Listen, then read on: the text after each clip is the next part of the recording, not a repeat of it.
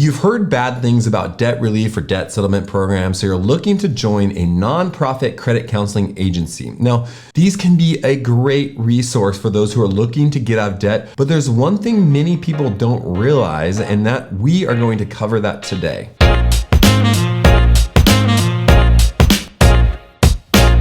Welcome to the Ascend Finance YouTube channels, where we cover nonprofit credit counseling, debt settlement, credit repair, all of those things to help you understand how to restore your credit and get out of debt cheaper, easier, and faster. My name is Ben, and I'm the co-founder of Ascend. Now, this video is for informational purposes and should not be construed as legal or financial advice. It's just information.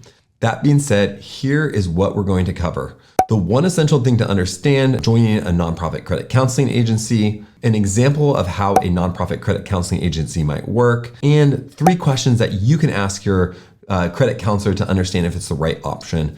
The final question is, should you do credit counseling, right? And then we're gonna try to answer that as well for you, or at least help you understand that question. Finally, if this video is helpful, we always appreciate like, and if you want to hear other videos that help about helping get you out of debt, then please subscribe, as we're always creating new content. So the one thing that is essential to understand about debt management, also known as credit counseling, is that you often have to close all of your credit cards when joining the program, and most loans are not included, okay? So what that means is if you have a lot of debt and you need to keep credit cards open, right? When you're joining the program, then you may have to keep some accounts out or some accounts that are not in the program, right? In terms of loans, right? And kind of just to help you understand, like basically credit counseling agencies are trying to negotiate the interest rates on your credit cards, right? So when you're joining a nonprofit credit counseling agency, they do potentially the best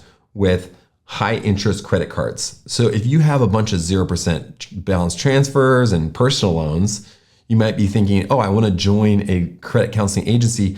And in some situations, it might not save you money, right? Because they can't take the loans. And how are they going to negotiate a 0% interest any lower than 0%? Unfortunately, can't go negative. So that's the essential thing to know, is that you are going to probably have to close out all your credit cards that are in the program, and they're not going to take loans. So that being said, let's just talk about how credit counseling companies may actually work, right? So when you join a credit counseling agency, what they're going to do is they are going to understand, all the different percentages of what different creditors are going to be able to negotiate, right? And they're going to be able to contact them one by one and actually get your interest rates lower, so that when you're making that one payment to the credit counseling agency, they're going to potentially an escrow account, similar to maybe debt settlement, to all the different creditors, and you're actually going to be able to settle, get a better interest rate on all your debt, right? So it can actually save you money, but a lot of time, there was one example that I saw where the monthly payment was similar, but they were going to get out of debt